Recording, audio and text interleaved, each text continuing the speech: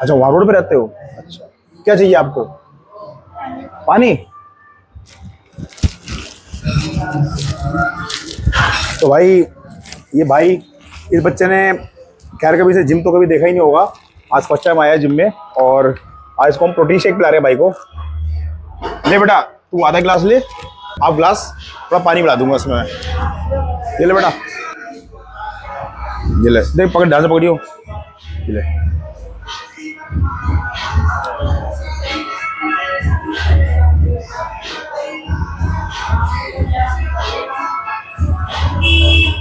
और भी ना है?